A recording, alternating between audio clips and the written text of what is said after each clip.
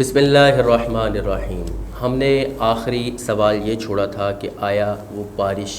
اور پانی کے اوپر کنٹرول کیسے کرے گا۔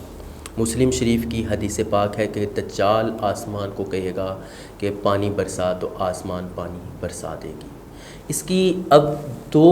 صورتیں ہو سکتی ہیں۔ نمبر 1 یہ کہ اللہ تعالیٰ دجال کو یہ قوت دے دے گا کہ وہ آسمان کو کہے گا کہ پانی برسا تو آسمان پانی برسانا شروع کر دے گا۔ اور نمبر 2 اگر ہم آج کے موجودہ دور کے اندر دیکھیں تو چائنا، امریکہ یہ قوت حاصل کر چکے ہیں کہ وہ بادلوں پہ ان کا کنٹرول ہے، وہ جب چاہیں جہاں چاہیں بارش کر سکتے ہیں، وہ جہاں چاہیں انوائرمنٹ کو چینج کر سکتے ہیں۔ اس حوالے سے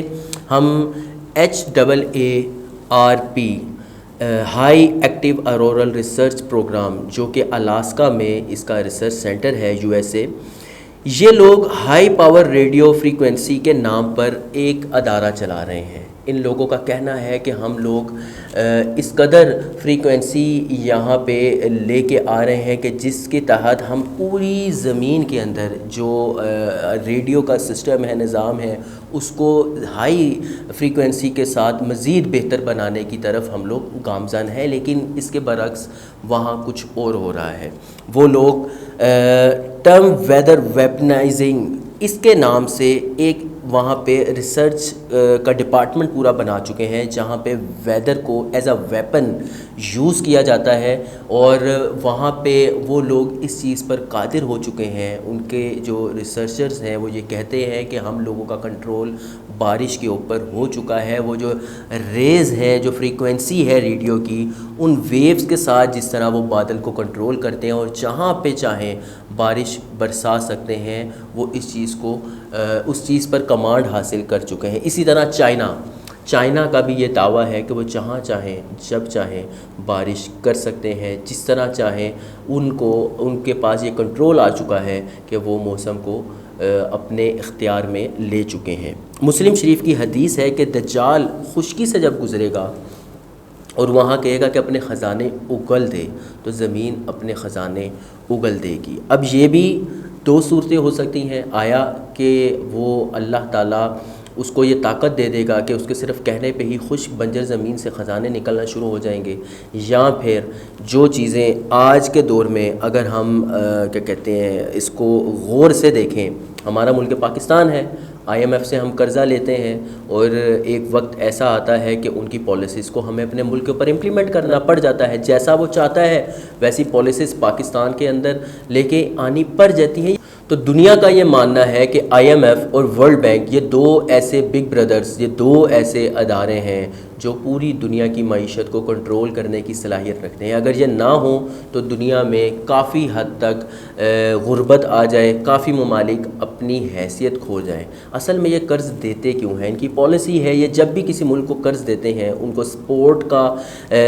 یقین دلاتے ہیں کہ ہم آپ کی کمر، آپ کی بیک پہ کھڑے ہیں، آپ کی بیک بون بن کے کام کریں گے۔ تو جب یہ قرض دے دیتے ہیں تو قرض دینے کے بعد یہ اپنی پالیسیز اس ملک کے اوپر امپلیمنٹ کرتے ہیں اور وہاں کے نظام کو اپنے مطابق چلانے کی کوشش کرتے ہیں۔ ان کی آگے کی جو پالیسی ہے، آگے کا جو ان کا ویژن ہے، وہ یہ ہے کہ ہم پوری دنیا کے اندر ایک چپ انٹروڈیوس کروائیں گے، وہی ان کا ATM ہوگا، وہی لوگوں کے لیے پیسہ حاصل کرنے کا ذریعہ ہوگا، وہی ان کی آئیڈینٹی ہوگی، جس کو کرونا کے دور کے اندر بہت زیادہ ہائی لائٹ بھی کیا گیا۔ لیکن اس کے اوپر ویڈیوز تو ہمیں ملی، خبریں ہمیں ملی، لیکن کافی حد تک کامیابی نہ ہو سکی۔ لیکن جو ریسرچرز ہیں ان کا یہ دعویٰ ہے کہ ایک وقت آئے گا جب چپ کے ذریعے سارا کچھ کنٹرول کرنے کی کوشش کی جائے گی، اور لوگوں سے جو ملک ہیں، ملکوں کے جو جیسے ہمارے پاکستان کا اسٹیٹ بینک ہے، ان کے ممالک کے جو بینکس ہوں گے، بڑے بینک ہوں گے، ان بینکس کو مفلوج کرنے کی کوشش کی جائے گی، جو کہ IMF اور ورلڈ بینک جیسے بڑے بینک جو ہیں وہ ان کو لیڈ کر جائیں گے، ان کو کنٹرول کرنے کی کوشش کریں گے۔ تو ہم لوگوں نے یہ جانا کہ کافی ساری چیزیں موجودہ دور کے اندر ایسی ہوتی چلی جا رہی ہیں جو دجال کے حوالے سے ہمیں اخبار یعنی خبریں نبی پاک صلی اللہ تعالیٰ علیہ وآلہ وسلم سے ملی،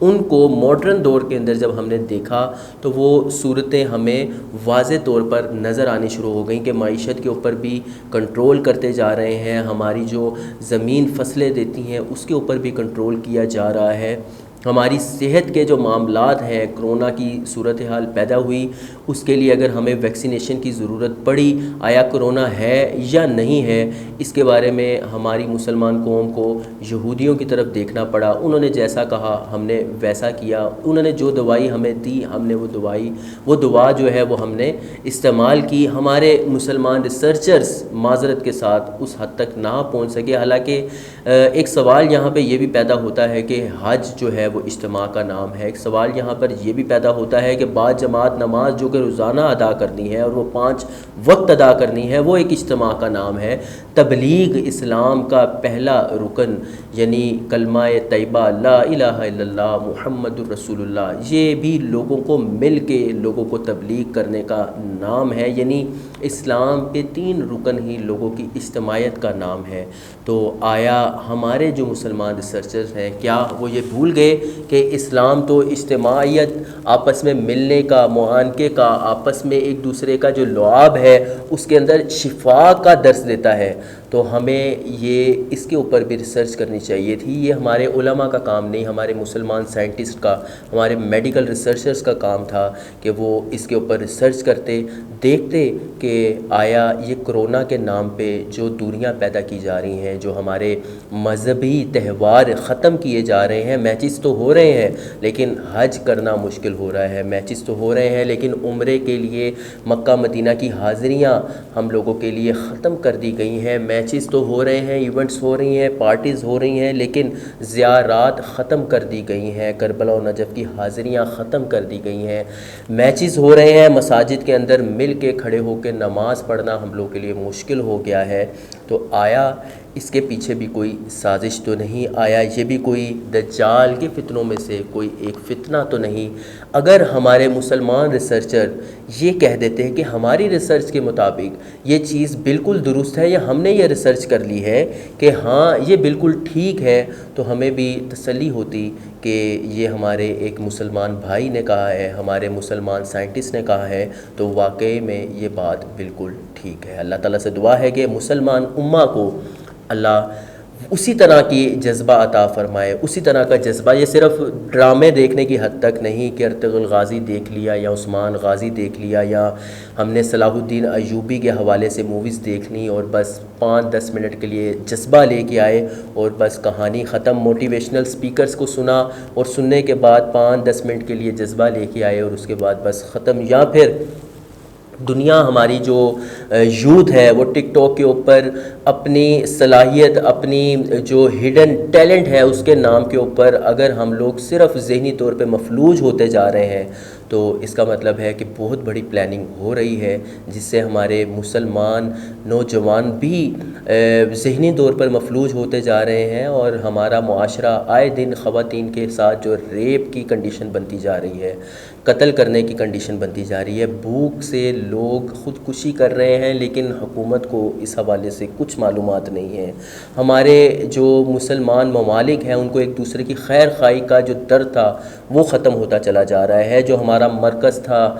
مکہ مدینہ، وہاں پہ جو حکمران ہے سعودیہ عربیہ کے نام سے جو مملکت قائم ہے، ان لوگوں کو مسلمانوں کی خیر خواہی کا جو درد تھا وہ ختم ہوتا چلا جا رہا ہے۔ مسلمان جو ایک جسم کی مانند تھے وہ اب جدا جدا ہوتے چلے جا رہے ہیں۔ تو یہ ایک المیہ ہے، ہمیں اس کے اوپر سوچنا چاہیے، ہمیں یہ سوچنا چاہیے کہ ہم کس طرف جا رہے ہیں۔ آیا ہم دجال کے آنے سے پہلے جو پلاننگز ہیں اس پہ اپنے جو ہمارے حریف ہیں ان کی پلاننگ کے مطابق کامیابی کے ساتھ ان کے بتائے ہوئے ٹریکس پہ چل رہے ہیں، یا ہم اس ٹریک پہ چل رہے ہیں کہ جس پہ نبی پاک صلی اللہ تعالیٰ علیہ وآلہ وسلم نے ہمیں گائیڈ کر کے بتایا تھا کہ ان راستوں کے اوپر چلو گے تو فتنوں سے محفوظ رہو گے۔ اللہ تعالیٰ سے دعا ہے کہ اللہ تعالیٰ آپ کا اور میرا حامی و ناصر ہو۔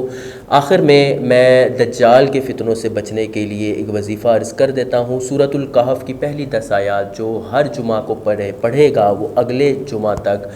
اللہ کے نور کے سائے میں رہے گا۔ ہمیں سورۃ الکہف پوری کی پوری زبانی یاد ہونی چاہیے، ورنہ کم سے کم شروع کی 10 آیات کو آپ ازبر کر لیجیے۔ السلام علیکم ورحمۃ اللہ۔